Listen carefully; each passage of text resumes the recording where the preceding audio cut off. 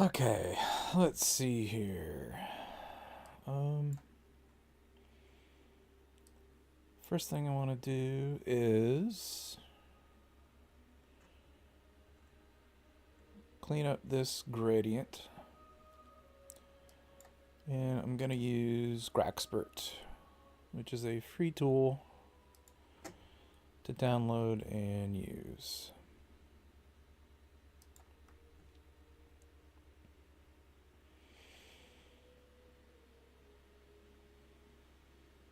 I've already auto stretched this, so you can see what it looks like. I will show you how that is done shortly.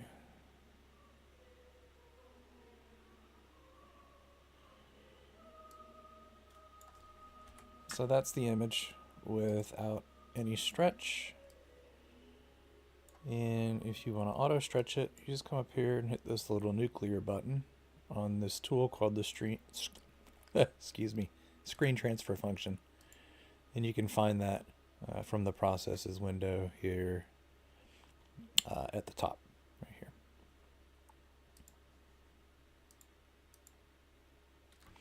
There's two ways you can look at the image. One is via a linked stretch, and one is unlinked. The link stretch just basically makes all three color channels aligned, and the other does not.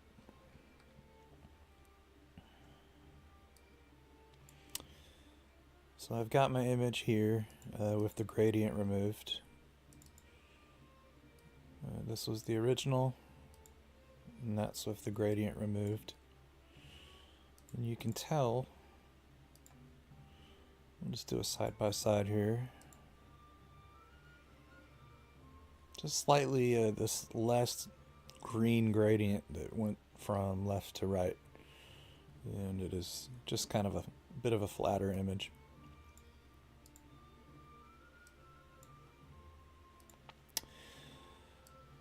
So, next, these stars are slightly misshaped. And you'll notice that there's a bit of red fringing on some of the stars. So I'm going to correct this using a tool called Blur Exterminator. And I'm going to use it in correct only mode. And that's only going to correct the stars. It's not going to reduce them or sharpen them or do anything like that. So let's see what we get.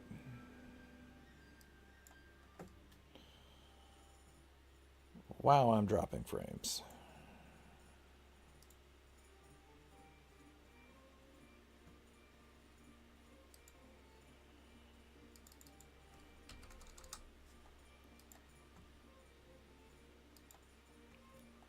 Let's see what happens.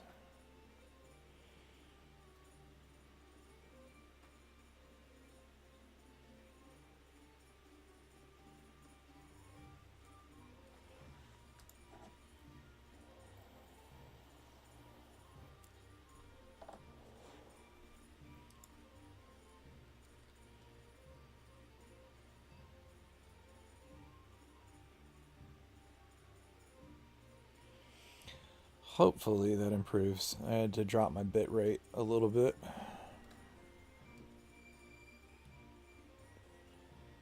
Still working out some of the channel kinks.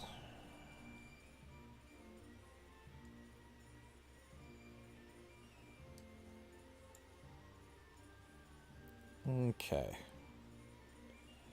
So let's just take a look at the stars before and after. So here's before and after. And you'll see that they just kind of get rid of the weird color fringing that was around some of these large stars here. All right.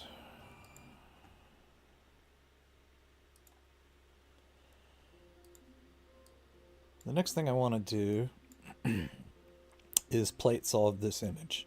And plate solving basically means I want to get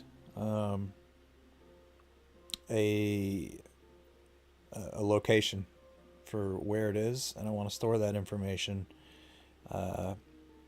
in basically the metadata of this file. And the reason that I want to do that is later when I color calibrate it, it will need the astrophotography or solution, or the astronomy solution, to be able to do that, which I'll use this tool to do that. So the first thing we're going to do is go up here to astronomy, or astrometry I should say, and go to image solver. Now, when I initially captured this information, my acquisition computer on my telescope, or my Aussie Air, it saves this information as what's called a FITS file. And in that FITS file, this data is actually already stored. If you have stacked your own data and saved it as a TIFF file or something like that, none of this data will be available, and you would need to plate solve it. So this data isn't 1,000% accurate yet, though, because I've actually cropped this image, and I need to put a new solve into the image.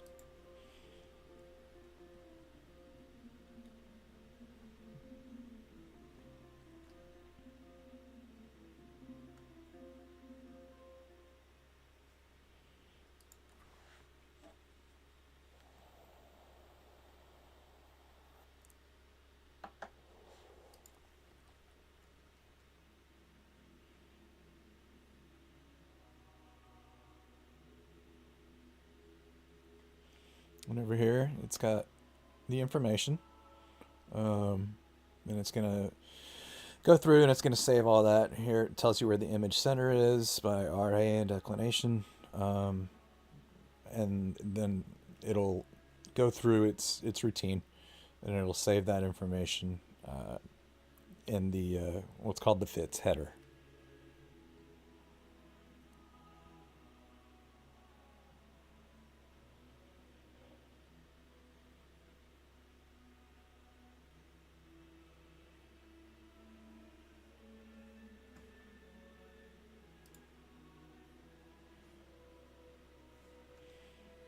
Okay. So that's done its thing. And I want to find the background of this image. And the reason I want to do that is over here in the photometric, or I should say spectrophotometric color calibration. That is a mouthful. It's going to ask you for background neutralization, and you want the most neutral part of your image to do that. In order to do that, there is a handy script here from Seti Astro. His scripts are available on his website. I can also put a link in the description. But if you click Find Background here, you can filter out objects, because you don't want to find any background space that has an object in it.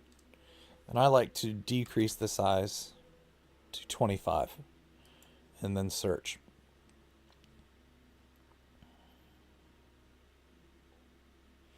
And it's going to search the entire image, and it's going to find the most neutral spot. So in that case, it's right here. And then I'm going to use that background value, which has been created in a window here. And I'm going to drag it over to the region of interest. You'll see the little plus sign there next to my cursor. That indicates that it's going in there. And the way you do that is you can hold the control key, click this background, and drag it over. The next thing I'm going to do is select my camera. You can leave it as ideal QE curve if your camera sensor isn't listed, and most of them are not. These are almost all astrophotography cameras. But this ideal QE curve value works great for everything almost. And this white reference, I pretty much never change that. The next thing you'll do is go through and select your filters. This was taken with a Duo narrowband filter, this L Ultimate filter. And you'll want to select each color and put in that filter. And then you're going to apply the color calibration.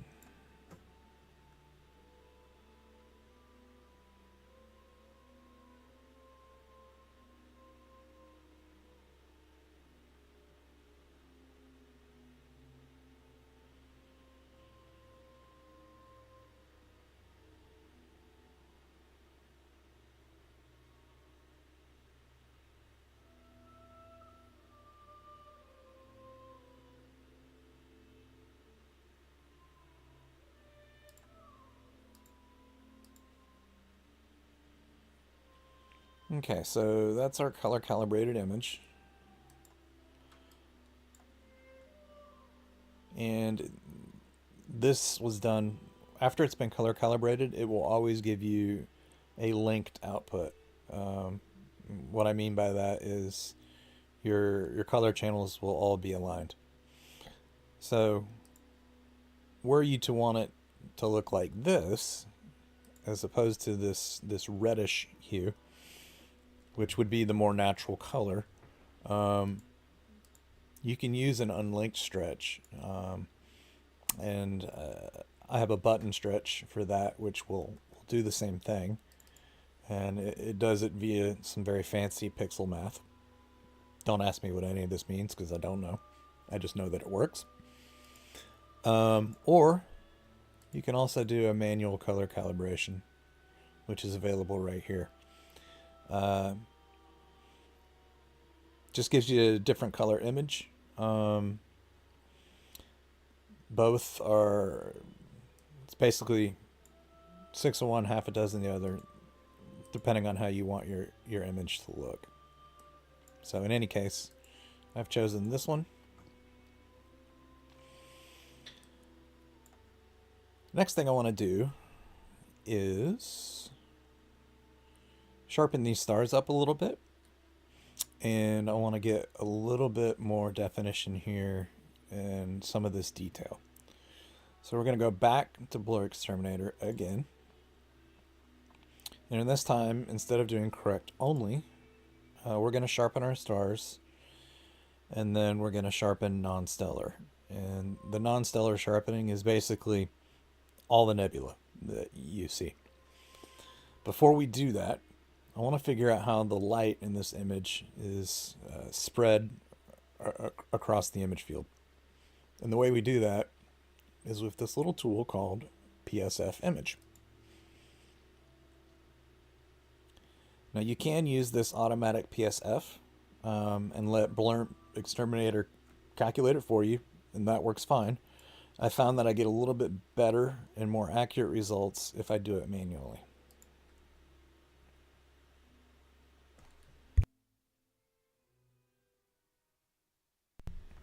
Excuse me.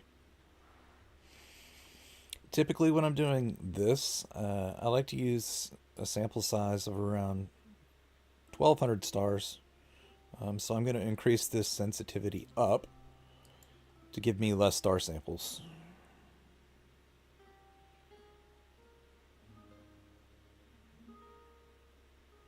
Close enough.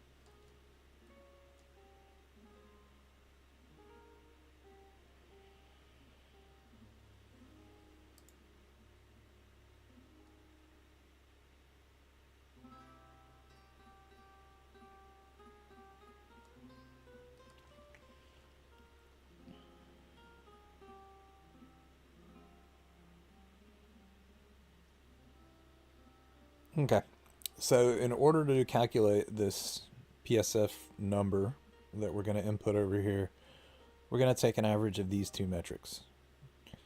This FWHMX and this FWHMY.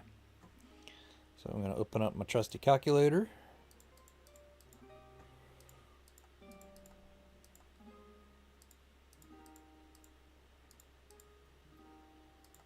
And we will input that value right here.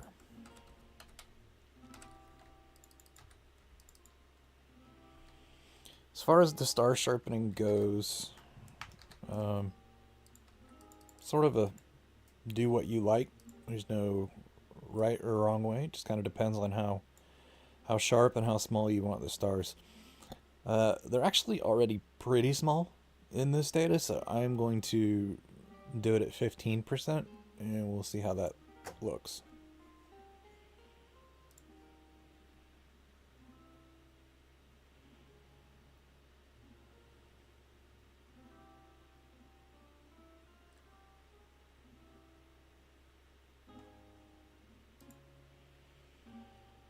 Still dropping frames.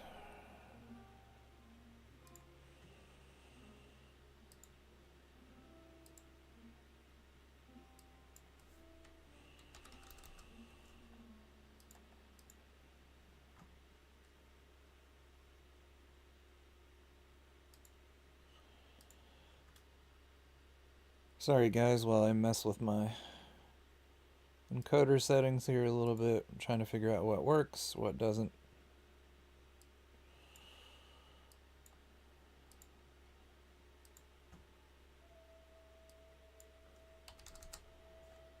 Let's try that.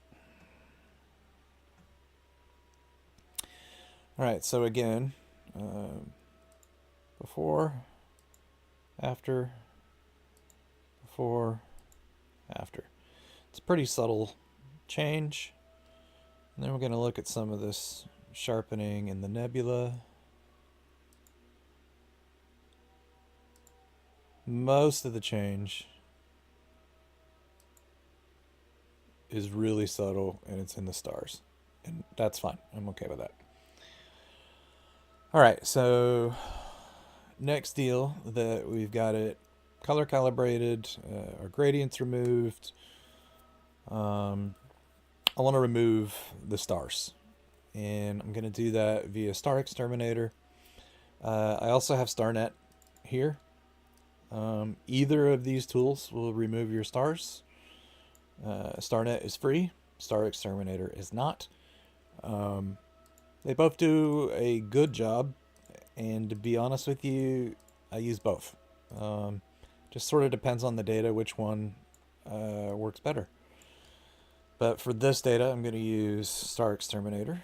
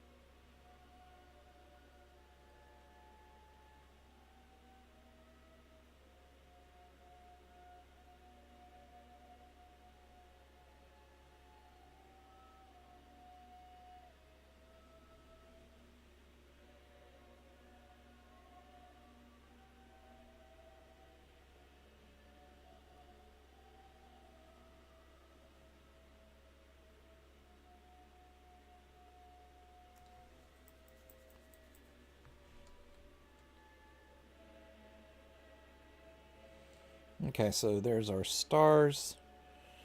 Sometimes with Star Exterminator, you'll look carefully and you'll notice that some nebulosity, like right here, has been removed. It's just the thing with how it works. StarNet is a little bit better at that. I don't see any too egregious examples here.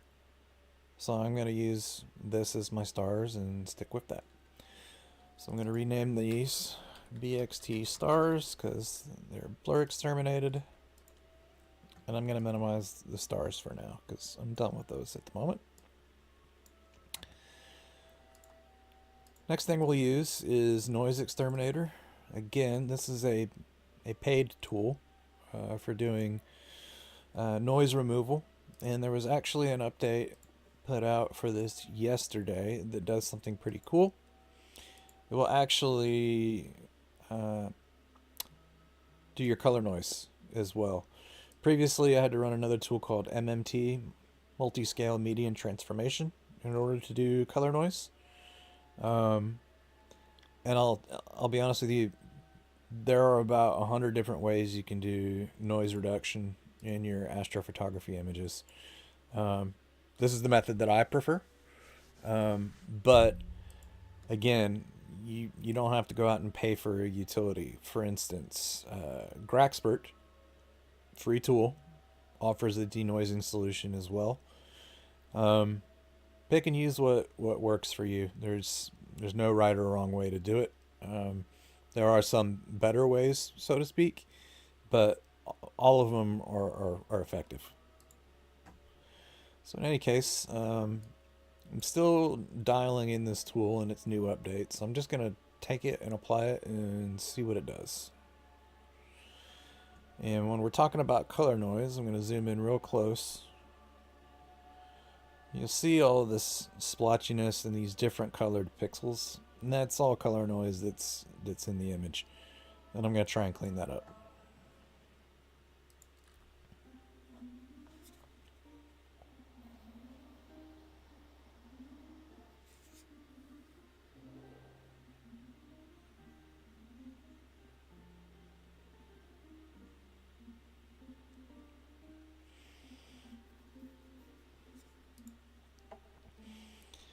And as I go here, this is sort of just the workflow that I use for almost every image.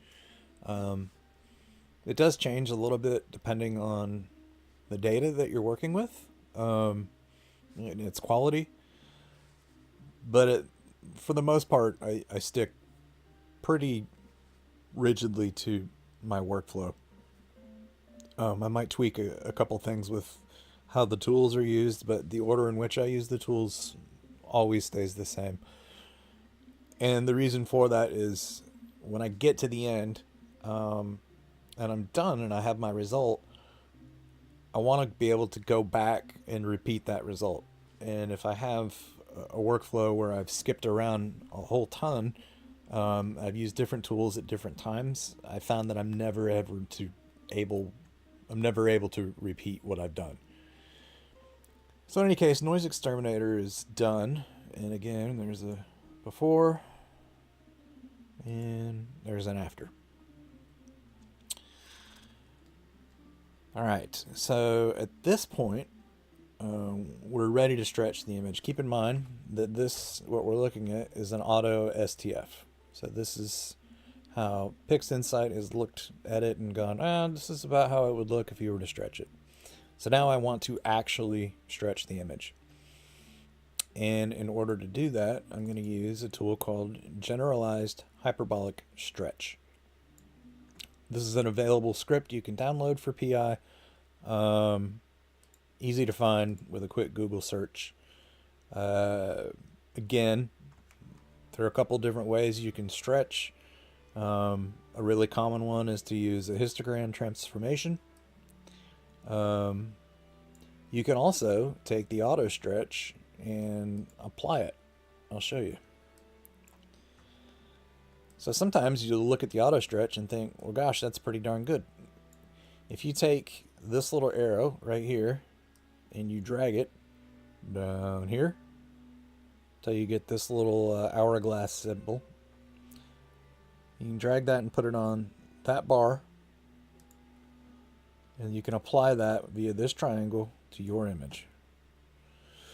Now the first thing that happens is the image is completely blown out, and it's because it's applied the histogram transformation on top of the auto stretch. So you need to remove the auto stretch, and you do that by hitting F12. There you go. Auto stretch applied. And you'll notice that you know the image is stretched because right here on this bar in this description of the image, there's no green line underneath it. See this one here? This green line indicates that the image has not been stretched and it is still in a linear state. In any case, I don't want to use the auto stretch, and the reason why is you'll notice that some of the details in these brighter sections are completely blown out. And I like to control that just a bit more, so I'm going to stretch this manually. So again, I'm going to take the auto stretch off by hitting F12, open up GHS, and then open a preview window.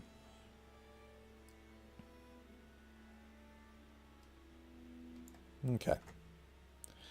So right here, we're going to adjust this stretch factor and just start pulling it over. And I like to pull it over till about 1/3 right there in this first line of the histogram. Now if we look over here at our image, we'll notice again that all these details are really blown out. You can fix that by adjusting this stretch intensity value. And we'll start with something small like a stretch intensity value of 1. Pretty effective.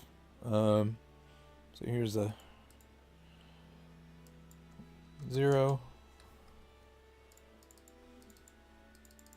Here's 1.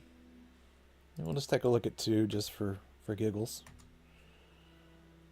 And that's actually probably too much. So I'm going to go with a value of like 1.5. If you want to zoom in and look, it's this little box. Draw your preview window, and that will allow you to look a little closer at the area you're trying to inspect.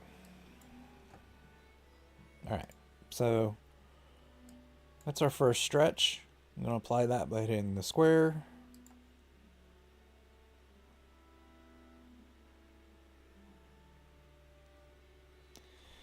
And again, you need to reset those values. The one thing that's a little confusing about PI is when you're done with a tool, it always shows you what the next step of doing the same thing is going to be. So in this case, if I were to do that exact same thing that I just did and applied it a second time, that's what my image would look like. The way you reset that is just hit these 4 arrows that are pointing centrally right here. See? Reset. And there we are. So you didn't screw anything up. It's all normal. Now I'm going to change the way I'm looking at this histogram right here by hitting this log view button. And that's going to show me the histogram like this. And essentially, it's showing that there is no data to the left of the histogram right here. Now what that means is I can reset my black point on this image by coming down here and going to linear. We're going to zoom in to the histogram here by a value of, say, 10. And right there. So essentially there's data in this image all the way up till right there. Now if I send that to black point, you'll see the image change. And that basically set my background value to just before it clips off any data. Now what that means is if I come back here, you'll notice that my histogram is shifted back to the left. So I can actually now stretch this further again. So I'm going to set right here and just drag over and start to stretch again. And you'll notice the histogram is getting all bunched up here on this side. And that these values, because I've now stretched more, have gotten blown out again. So I need to control that again by adjusting this local intensity. Now on the second stretch, you're actually going to need to adjust the local intensity the other direction into a negative value. And I'm sure there's a super technical explanation on why that is the case. I am not the guy to explain it. But that is the case on your second stretch. So once you've got that done, and you haven't lost any of your detail here in your brighter objects, you can stretch this just a little further until you start to get a look that you like. And for me, that's right around there.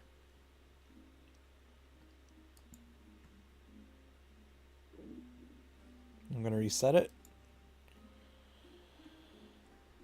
And so we've got a little bit, there's a tiny bit of data right here that I'm going to be honest, probably clip out. It's probably nothing. And I'm going to do that now. I'm going to reset this to linear, send to black point, and apply.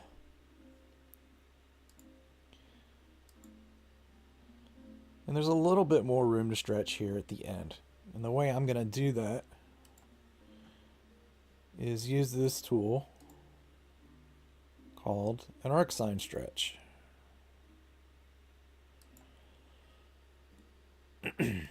So here we are, our arc sign stretch process, utility, whatever you want to call it. I'm going to open up a preview window, and here we are. It's our image just as it looks. And I'm going to stretch by a very small factor of 0.15. And again, I'm going to look at these bright areas and make sure I didn't lose anything. And I did. So I'm going to back off that a little more with a value of 0.05.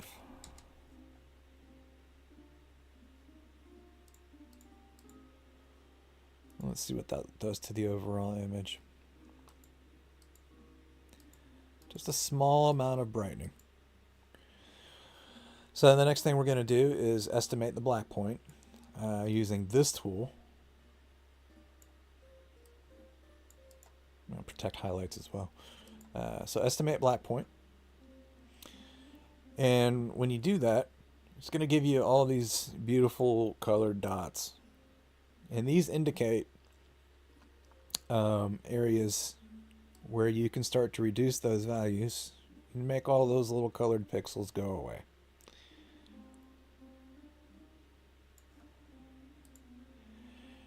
And those are going to be in areas that are overstretched or clipped in the black.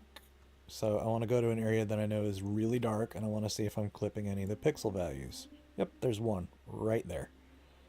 So I'm just going to lower that down just a bit more until that little guy goes away. There he goes.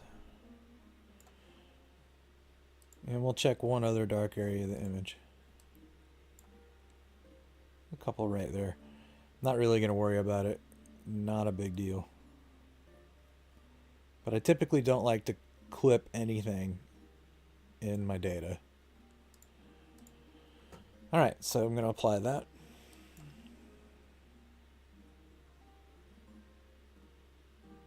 And see how my histogram just spread out. So we go backwards. That's the before. That's the after. Before, after. So it just got a little bit more contrasty. It's kind of nice.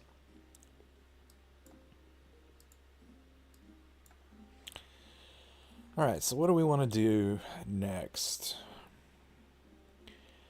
Ideally, these little these areas here are blue, and you can do that in a couple of different ways. One would be a curves transformation, and you can mouse over these areas and you click on it in the preview window, and you'll see you get three colored lines right there: blue, green, red. And those indicates where on this curve that color appears. So if I were to come over here and I were to select blue, let's just verify it again.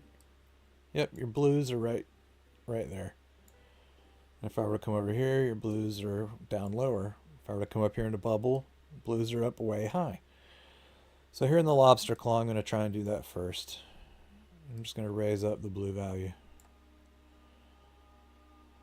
Now, the whole image has kind of gone ugly. So you're going to apply an S-curve. So I'm going to click an area that I know is black here. And that's where the blue is. So I'm going to drag down on that area. And just apply that curve transformation.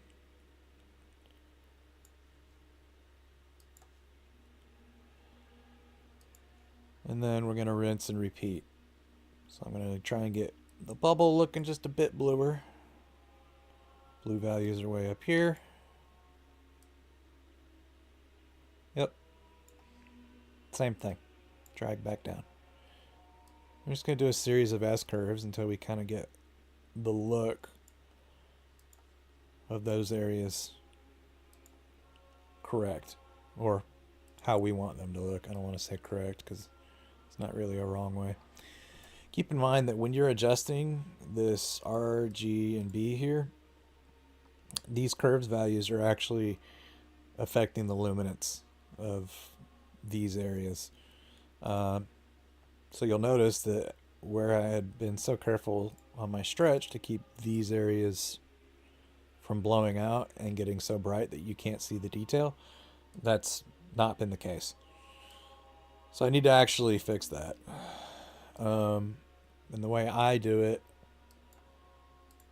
is I open a range mask right here, range selection.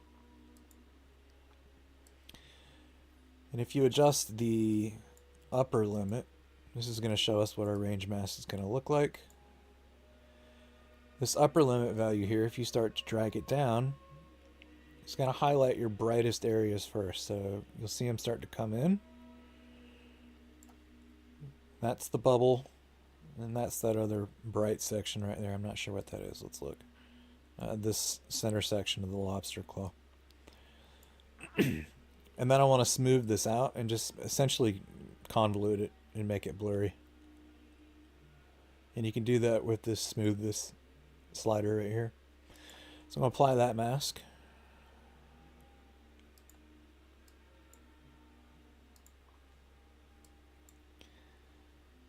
The way you apply a mask is you click this tab, drag it over to underneath here, and you'll see the little square. If you move it up here and you get this little interlaced window pane thing, that's not what you want. Right here is where you want it. And you'll see this turn brown, and you'll know the mask is applied. And you can see it right there. These areas are reddened out.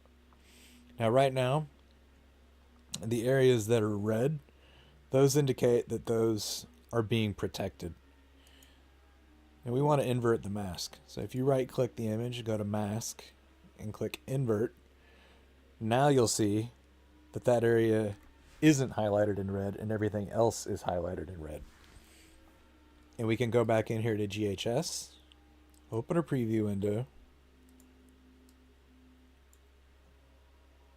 and invert. And this will just bring those areas down a little bit so that we don't have that effect where it's totally over brightened. And we can still see some of the detail in the bubble. So I'm going to apply that. It's going to show me what the next step would have looked like if I had chose to apply it, which I don't want to because we're starting to get a little too dark right there. And there it is. So I'm done with this mask now. I'm going to remove it.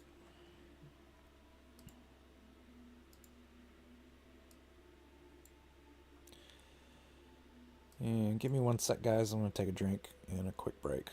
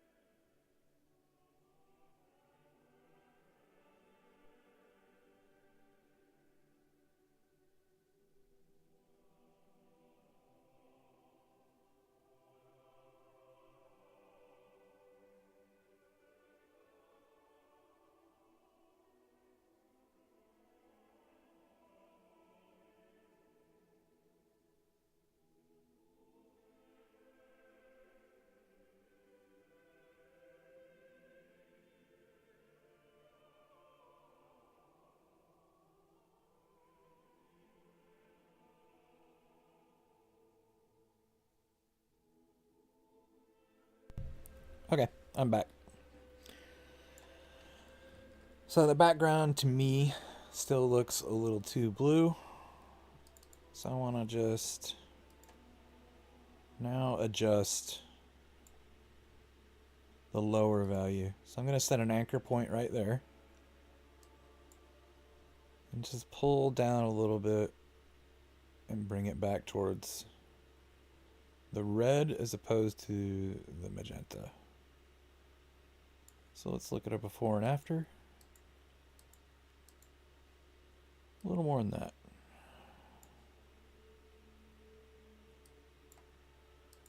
Yeah, that's nice. And then one more time here on these blue values, because I like my bubble to look nice and blue. And I like those HA regions to stay red. I like my oxygen regions to be nice and blue.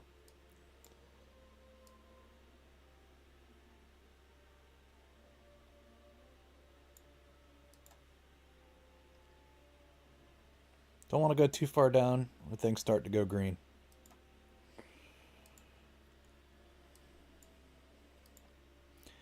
So we're kind of in the home stretch, fine tuning. I'll move this range mask out because I think I'm done with that. Yeah, I did blow it out again, didn't I? One more time. I'm actually going to use a different tool for this.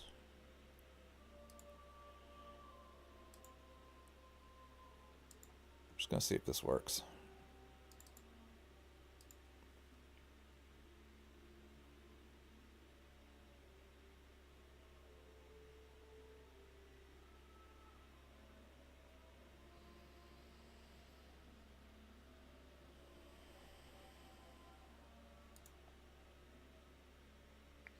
I don't want to remove the mask, I just want to show the mask without all that red on there. So I'm just going to look at it like this.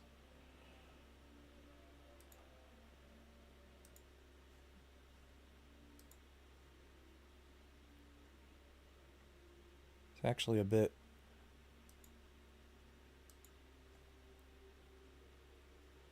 slightly too much.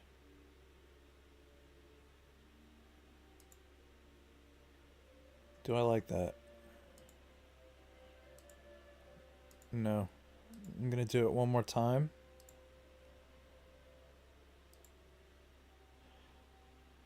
And I'm using a script. Sorry about that. It's called Color Corrected HDRMT. And it's basically a script of this built-in tool that's in PI called HDR Multiscale Transform. And it helps you compress really bright signals so that you can maintain your image detail. The script, however, does it in such a way that you don't lose any color. And that other utility definitely will wash out your color in these areas. So the script does that by working with the intensity channel. Yeah. So that's not, yeah, it's so subtle. Last thing I want to do with this is these blues here are looking a little reddish. So I'm going to do another curves transformation. This time I'm going to adjust it with the red.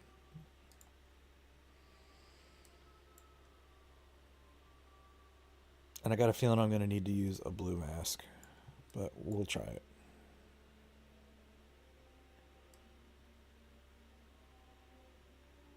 Hello? Mask is on. See, this brown right here indicating the mask is on. I need to remove it. All right, there we go. Yeah. See, it's actually... It's going to do the whole image. So what we need is a blue mask that's only going to affect the areas in blue, not the rest of the image. A couple of ways to do that. I have this button here which will create a blue mask. However, these areas are not going to be blue enough for it to create an accurate mask. We'll try it. I'm not confident.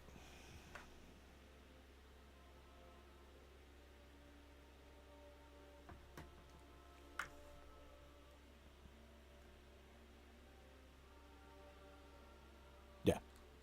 PI does not see anything. Or I should say the pixel math does not see anything here that qualifies as an actual blue value. It may look that way to our eyes, but not to its. So we're going to create a blue mask, and we're going to create a clone of this image. And you do that just, again, by dragging the tab over, and you'll get this little guy here. It says clone. And this is going to be our sacrificial lamb that we're going to use to create our blue mask. So we want these areas to be as blue as possible. So I'm just going to drag up here in the middle. And we're going to do this quick and dirty. We get these really nice blues. Sure. Don't want it quite that much. Let's try our blue mask again on our clone.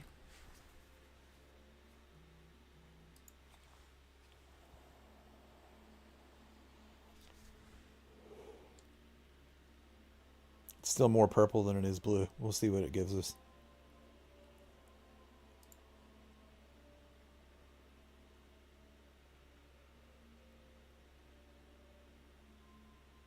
Yeah. So we need to make some alterations here. A lot of red there. So what we're seeing, or rather what the pixel math is seeing, is magenta or purple. So how do you get purple? You get purple by mixing red and blue. So if we want something that is purple to not be purple anymore, we need to remove the red from it.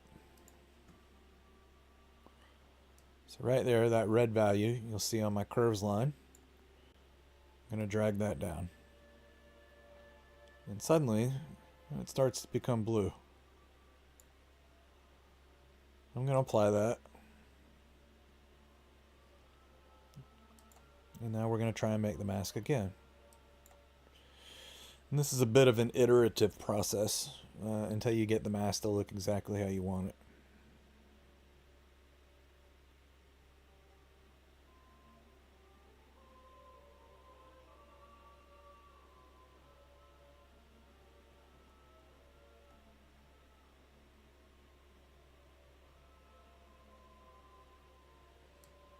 Getting closer. So this is really blue, and it knows that.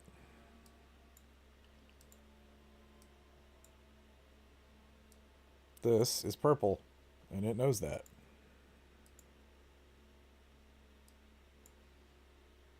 Drop those reds down.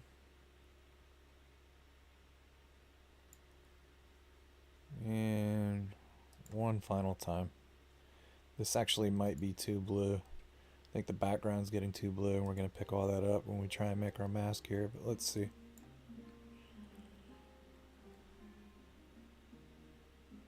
Whoops. Wrong button.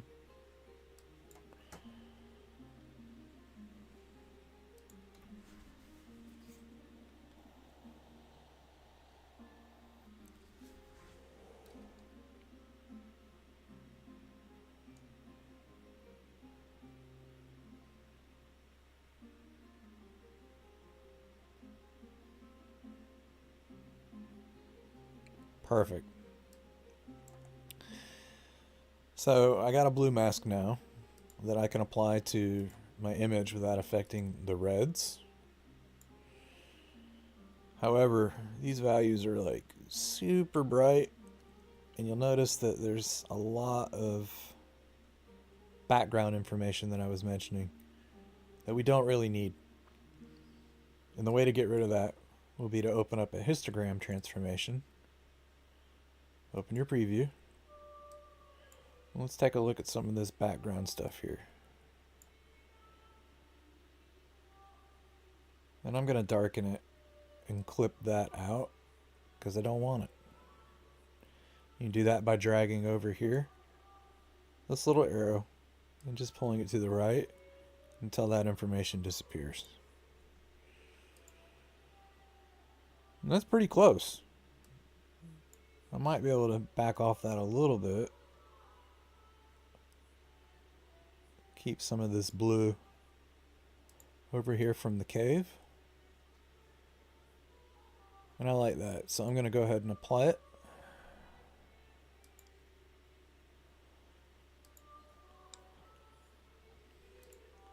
And we're going to apply this mask to our original image. Mask applied. And right now you can't actually see the mask, and that's because I disabled it earlier. So we're going to go back, show mask. And again, the areas that are highlighted in red, those areas are not going to be affected. The areas that aren't highlighted in red will be affected. So I'm going to go back to a curves transformation right here. And we're going to pull the red out of those areas. Actually, before we do that, I don't want this mask to be quite so harsh. I have this handy mask blur button. We're going to make the mask a little bit blurry. There we go. And we're going to try and adjust the red values here. Move away from the purplish magenta by taking the red out.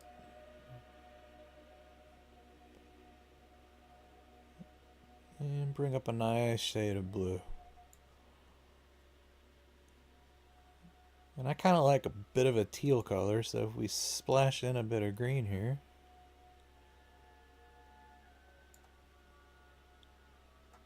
And a smidge of saturation. Let's see what we get. A little less red.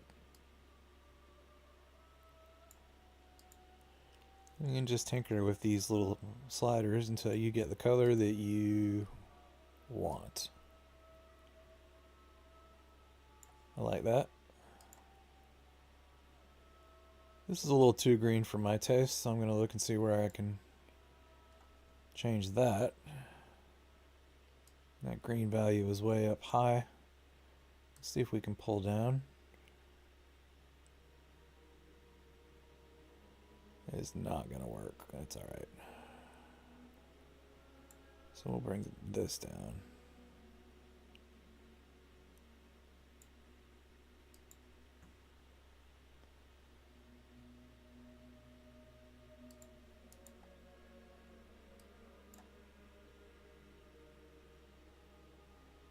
That still gets bright every time. You guys, it's so tough when you mess around with these 3 buttons, because these areas will get bright on you really quick.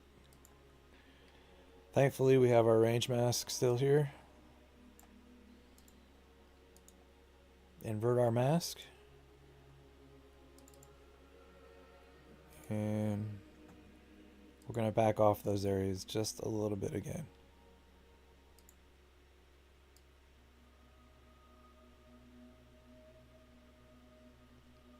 So we can keep our detail and still see what we want to see.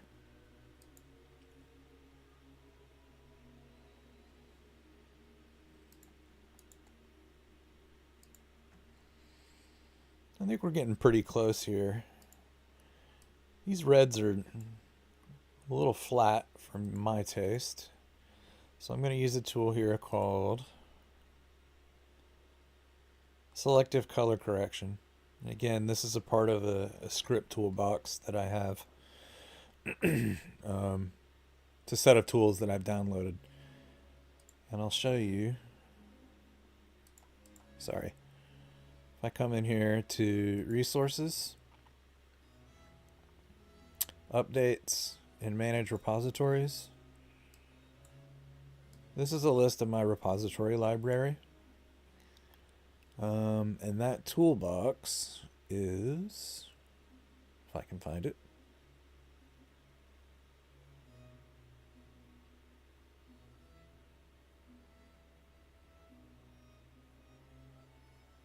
course I can't. I think it's one of these first ones. But yeah, once you have the repository for that toolbox installed, that's going to show up for you. Anyways, selective color correction is going to allow me to target specific areas by auto masking it for me. So show mask. Yep, there's my reds.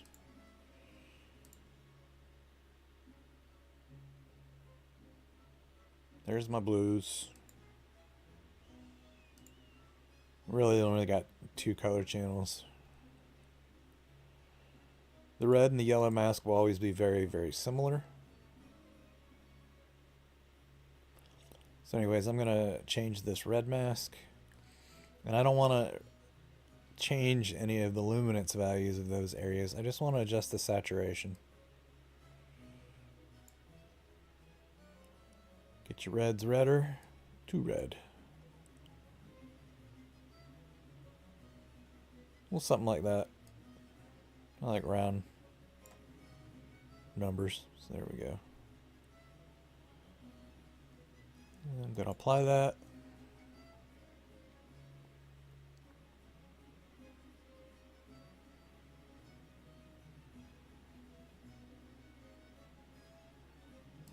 Let's take a look at what we did.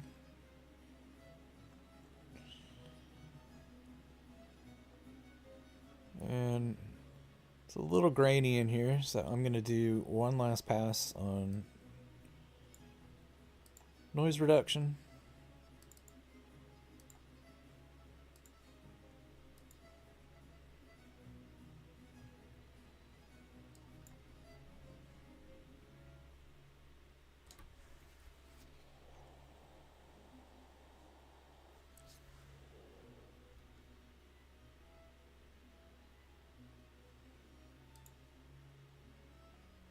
Forgot to turn myself back on there.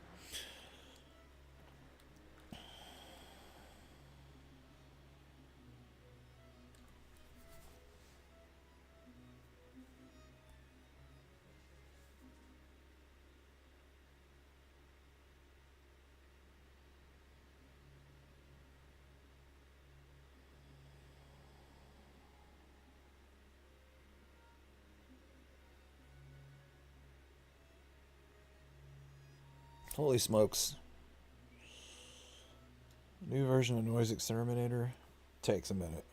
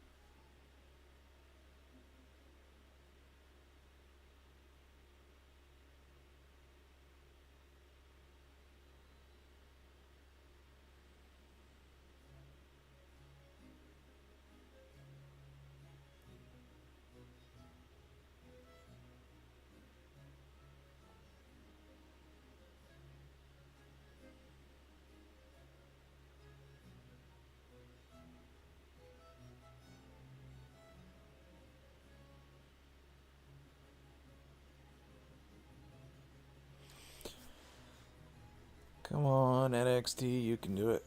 There we go.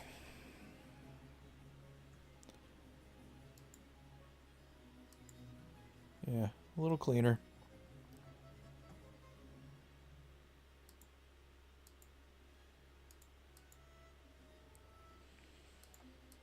And I like to, one last time, reset my arc sign stretch and take a look at this black point one more time, just to get a bit more pop out of the image.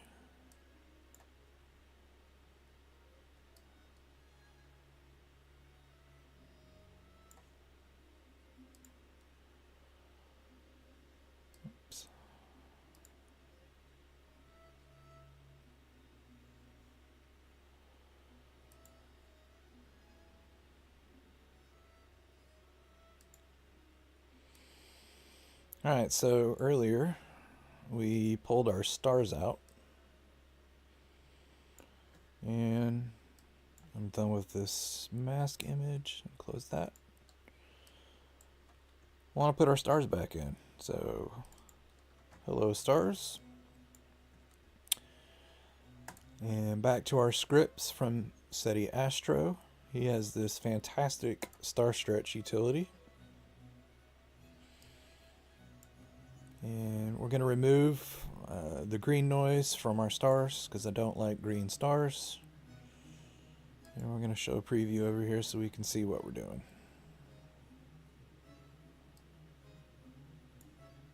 It's a little ugly, sorry. This window acts a little strange at times.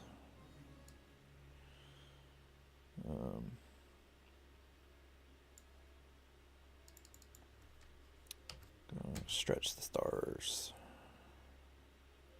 And change this stretch amount. It starts default at a value of 5. I've changed it to 6. Mostly because I want to start seeing M52 up there.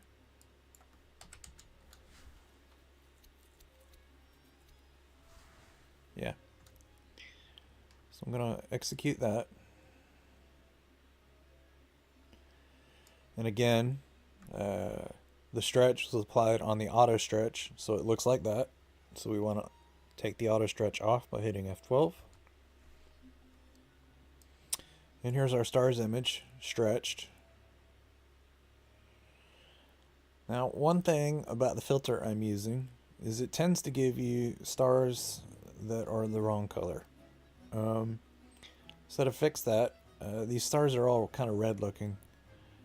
I'm going to run a script called correct magenta stars, and that's built into PI. And we're going to hopefully turn these stars from red to a more natural orangish yellow. There we go.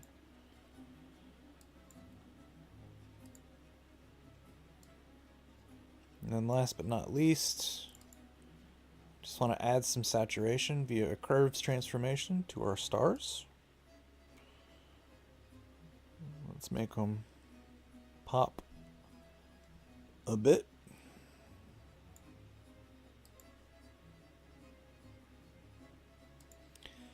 And then we want to recombine our stars. So a common way to recombine stars is to just use pixel math and add the values from your starless image and your stars image. It doesn't work great for one reason. Oops.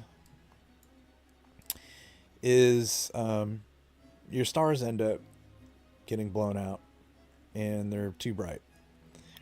So there's a handy pixel math formula for recombining or rescreening stars, as it's called, and it'll keep these star values from getting overdone. So we're going to name our stars image stars underscore 1 and starless underscore 1 to match these titles that are in our pixel math formula. And we're going to apply the two together. Boop.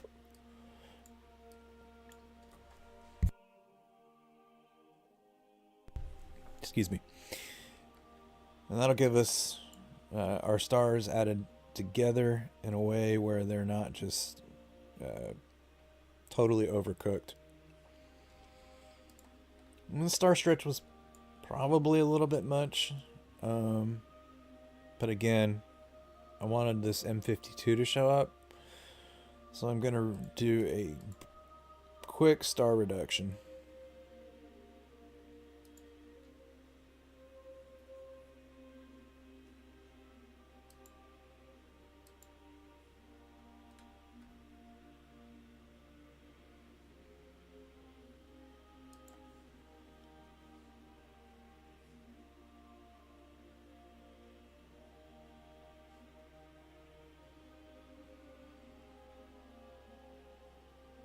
I'll let that run.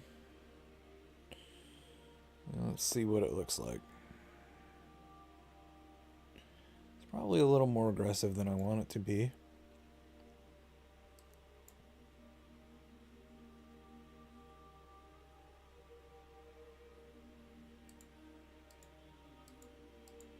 Yeah, so I'm going to change this from strong down to like a moderate reduction.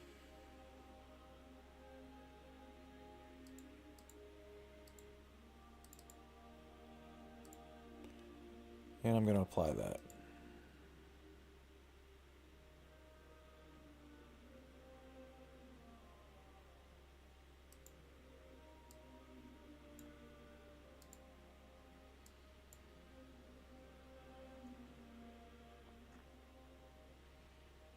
That's pretty much it, gang.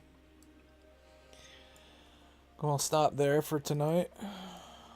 I appreciate you tuning in and watching. And get this uploaded. Sorry about the technical difficulties in the beginning of the stream and the dropped frames. And hope you guys enjoyed. We'll see you next time. Thanks.